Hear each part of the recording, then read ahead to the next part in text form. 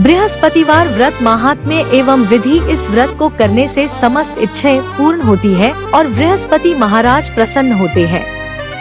धन, विघा, पुत्र तथा मनोवांछित फल की प्राप्ति होती है। परिवार में सुख तथा शांति रहती है। इसलिए यह व्रत सर्वश्रेष्ठ और अति फलदायक है। इस व्रत में केले का पूजन ही करें। कथा और पूजन के समय मन, कर्म और वचन से शुद्ध होकर मनोकामना पूर्ति के लिए बृहस्पति देव से प्रार्थना करनी चाहिए। दिन में एक समय ही भोजन करें। भोजन चने की दाल आदि का करें। नमक न खाएं। पीले वस्त्र पहने। पीले फलों का प्रयोग। बृहस्पतिवार व्रत कथा इस प्रकार है। प्राचीन समय की बात है। एक बड़ा प्रतापी तथा दानी राजा था। वह प्रत्येक गुरुवार को व्रत रखता एवं पूजा करता था। यह उसकी रानी को अच्छा न लगता। न वह व्रत करती और न ही किसी को एक पैसा दान में देती। राजा को भी ऐसा करने से मना किया करती। एक समय की बात है कि राजा शिकार खेलने वन को चले गए। घर पर रानी और दासी थी। उस समय गुरु बृहस्पति साधु का रूप धारण कर राजा के दरवाजे पर भिक्षा मांगने आए। साधु ने रानी से भिक्षा मांगी तो वह कहने लगी, हे साधु महाराज, जिससे तुम्हारे दोनों लोग सुधरे। परंतु साधु की इन बातों से रानी खुश नहीं हुई। उसने कहा, मुझे ऐसे धन की आवश्यकता नहीं जिसे मैं दान दूं तथा जिसको संभालने में ही मेरा सारा समय नष्ट हो जाए। साधु ने कहा, यदि तुम्हारी ऐसी इच्छा है तो जैसा मैं तुम्हें बताता हूँ तुम वैसा ही करना। बृहस्पतिवार के दिन तुम घर को गोबर से लीपना, अपने केशों को पीली मिट्टी से धोना, केशों को धोते समय स्नान करना, राजा से हजामत बनाने को कहना, भोजन में मांस मदिरा खाना, कपड़ा धोबी के यहाँ धुलने डालना। इस प्रकार 7 बृहस्पतिवार करने से तुम यहीं रहो, मैं दूसरे देश को जाता हूँ, क्योंकि यहाँ पर मुझे सभी जानते हैं, इसलिए मैं कोई छोटा कार्य नहीं कर सकता। ऐसा कहकर राजा परदेश चला गया। वहाँ वह जंगल से लकड़ी काट कर लाता और शहर में बेचता। इस तरह वह अपना जीवन व्यतीत करने लगा। इधर राजा के बिना रानी और दासी दुखी रहने लगी। एक समय जब रानी और दासियों को 7 दिन बिना भोजन के रहना पड़ा, तो रानी ने अपनी दासी से कहा, हे दासी, पास ही के नगर में मेरी बहन रहती है। वह बड़ी धनवान है। तू उसके पास जा और कुछ ले आ। दासी ने वापस आकर रानी को सारी बात बता दी। सुनकर रानी ने अपने भाग्य को कोसा। उधर रानी की बहन ने सोचा कि मेरी बहन की दासी आई थी, परंतु मैं उससे नहीं बोली, इससे वह बहुत दुखी हुई होगी। कथा सुनकर और पूजन समाप्त कर वह अपनी बहन के घर गई और कहने लगी, हे बहन, मैं बृहस्पतिवार का व्रत कर रही थी।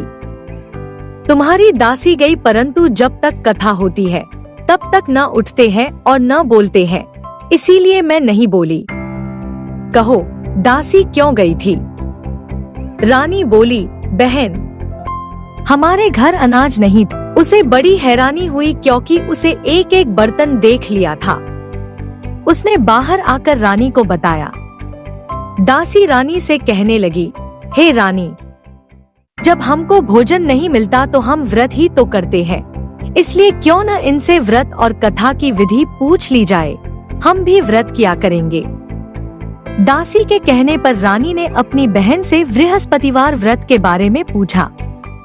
उसकी बहन ने बताया, बृहस्पतिवार के व्रत में चने की दाल और मुनक्का से विष्णु भगवान का केले की जड़ में पूजन करें तथा दीपक जलाएं, पीला भोजन करें तथा कथा सुने।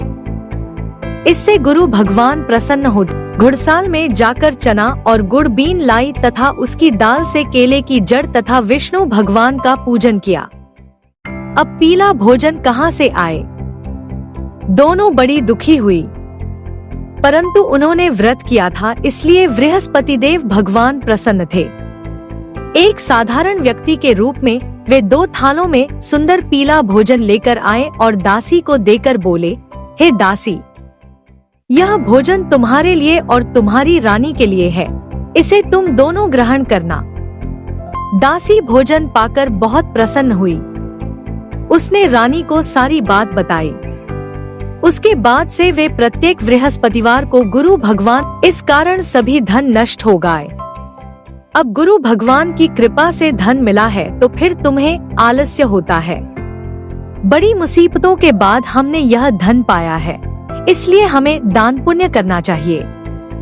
अब तुम भूखे मनुष्यों को भोजन कराओ, प्याऊ लगवाओ, ब्राह्मणों को दान दो, कुआंताला बावड़ी आदि का निर्माण कराओ, मंदिर पाठशाला बनवाकर ज्ञान दान दो, कुंवारी कन्याओं का विवाह करवाओ, अर्थात धन को शुभ कार्यों में खर्च करो, जिससे तुम्हारे कुल का यश बढ़े तथा स्वर्ग प्राप्त हो और पितर प्रसन्न हो। दासी की बात मानकर रानी शुभ कर्म करने लगी।